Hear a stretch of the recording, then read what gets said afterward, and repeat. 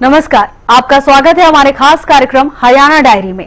इस कार्यक्रम का एक ही उद्देश्य है कि आप तक हरियाणा के हर उस विकास की जानकारी पहुंचाई जाए जो मुख्यमंत्री नायब सिंह सैनी के नेतृत्व में लगातार किया जा रहा है। तो बने रहिए हमारे साथ और देखते रहिए हमारा खास कार्यक्रम हरियाणा डायरी।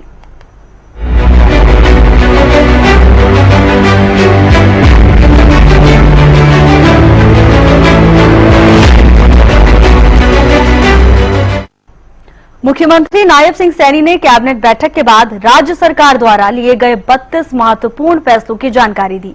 ये फैसले राज्य के कर्मचारियों, किसानों, सैनिकों, छात्रों और आम जनता के हित में लिए गए। इनमें पेंशन योजना, कर्मचारी कल्याण, भूमि नीति, शिक्षा, तकनीकी विकास और पारदर्शिता जैसे अहम मुद्दों को शामिल किया गया। हरियाणा सरकार ने कैबिनेट की बैठक में सरकारी कर्मचारियों के हित में बड़ा फैसला लिया, तो वहीं हरियाणा कैबिनेट ने महिला कर्मचारियों की अतिरिक्त आकस्मिक छुट्टी को 20 दिन से बढ़ाकर 25 दिन करने का फैसला लिया है। इसके अलावा भी बैठक में कई अहम फैसलों को मंजूरी मिली है।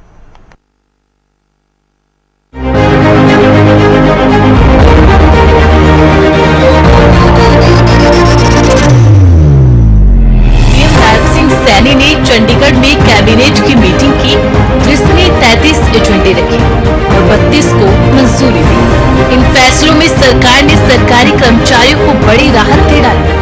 हरियाणा सरकार ने कैबिनेट की बैठक में सरकारी कर्मचारियों के हित में बड़ा फैसला लिया। बैठक के बाद बताया गया कि अब हरियाणा में अगर किसी सरकारी कर्मचारी की मौत हो जाती है तो उसके परिजनों को अगले 2 साल तक सरकारी आवास को खाली नहीं करना पड़ेगा और उन्हें 2 साल के लिए आवास भत्ता भी दिया जाएगा।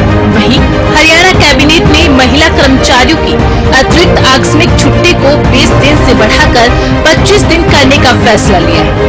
साथ ही हरियाणा कौशल रोजगार निगम HKRN की महिला कर्मचारियों को भी 1 दिन की अतिरिक्त छुट्टी दी जाएगी। जो एंटी करप्शन ब्यूरो का नाम बदलकर राज्य सतर्कता एवं भ्रष्टाचार निरोधक ब्यूरो हरियाणा किया गया है, उसको मंजूरी दी गई है। और भूमि जो ई-भूमि पॉलिसी 2025 को भी मंजूरी दी गई। जो भूमि खरीद नीति है, विकास परियोजनाओं के लिए सरकारी विभागों, निगमों तथा सरकारी कंपनियों को स्वेच्छा से दी जाने वाली भूमि खरीद नीति 2025 को मंत्रिमंडल ने मंजूरी दी है। भूमि के एकत्रीकरण के लिए एग्रीगेटर को भी प्रोत्साहन देने तथा ऑनलाइन पोर्टल के माध्यम से उनके पंजीकरण से संबंधित प्रावधानों को इस नीति में शामिल किया गया है। और इस नीति में जो भूमि मालिक है अपनी भूमि की स्वयं पेशकश करके और उसका अधिकतम मूल्य प्राप्त कर सकते हैं।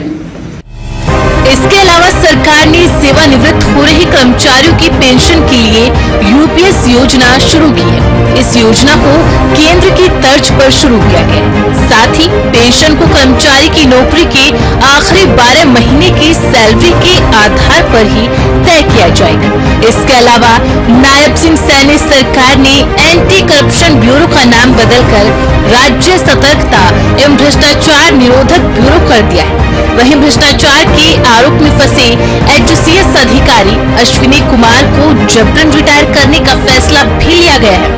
इस संबंध में विभागीय कार्यवाही से पहले चल रही है, जल्द ही ऑर्डर भी जारी कर दिया जाएगा।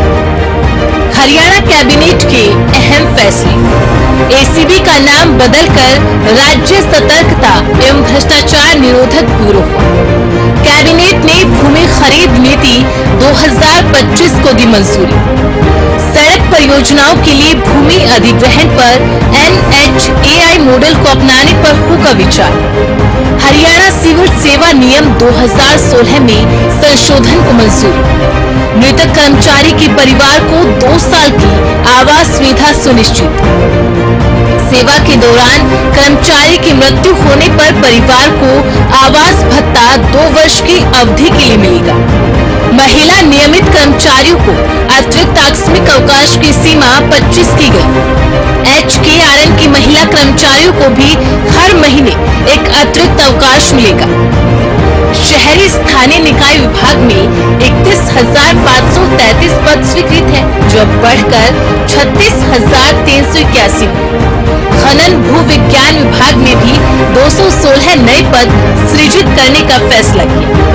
बागवानी विभाग में 1100 नए पद सृजित करने की सिफारिश। 8 शहीदों के आश्रितों को अनुकंपा आधार पर नौकरी देने का फैसला।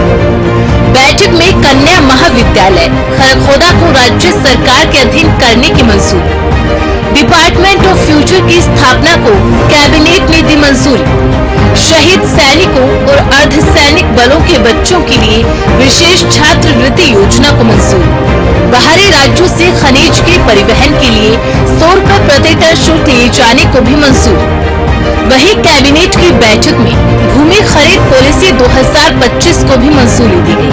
विकास परियोजनाओं के लिए सरकारी विभागों, बोर्ड, निगमों, सरकारी कंपनियों को स्वेच्छा से दी जाने वाली भूमि खरीद नीति 2025 को मंजूरी दी गई।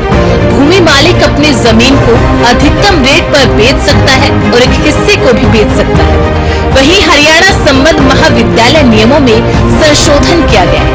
अब सरकारी सहायता प्राप्त निजी प्रबंधित महाविद्यालयों के कर्मचारियों के मानसिक या शारीरिक रूप से विकलांग बच्चों को भी पारिवारिक पेंशन का लाभ मिलेगा। Bureau report, Haryana news. मुख्यमंत्री नायब सिंह सैनी के कुशल नेतृत्व में हरियाणा प्रदेश लगातार विकास की ओर अग्रसर है। ऐसे में हरियाणा का हर वर्ग सरकार के कार्यों से काफी संतुष्ट नजर आ रहा है, क्योंकि हरियाणा सरकार का एक ही मकसद है कि प्रदेश के अंतिम व्यक्ति का विकास किया जा सके। फिलहाल हमारे खास कार्यक्रम हरियाणा डायरी में आज के लिए बस इतना ही। आप देखते रहिए हरियाणा न्यूज।